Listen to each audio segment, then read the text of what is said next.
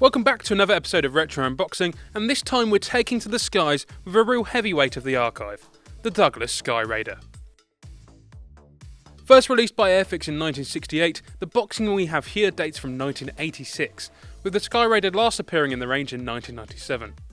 It's one of those kits that quietly slipped away, which raises the obvious question, would you like to see it back? Lifting the lid, the first thing you'll notice is the white plastic, very much of its era.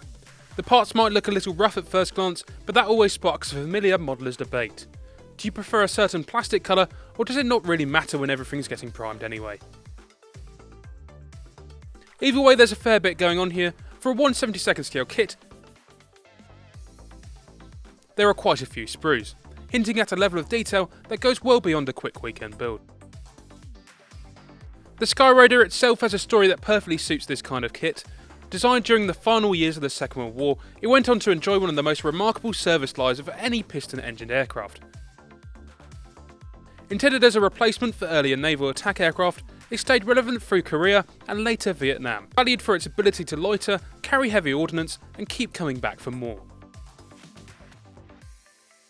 Long after newer aircraft appeared, the Skyraider was still doing a job no one else quite managed to replace.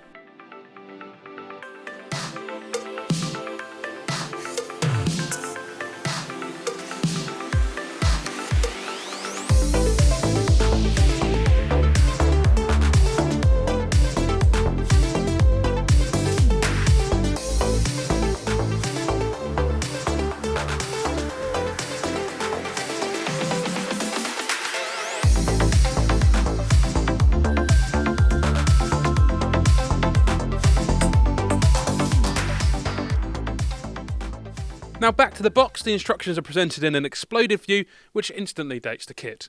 They always look a little intimidating, don't they? Lots of arrows, parts flying in from every angle, and the sense that you should probably read them twice before committing glue to plastic.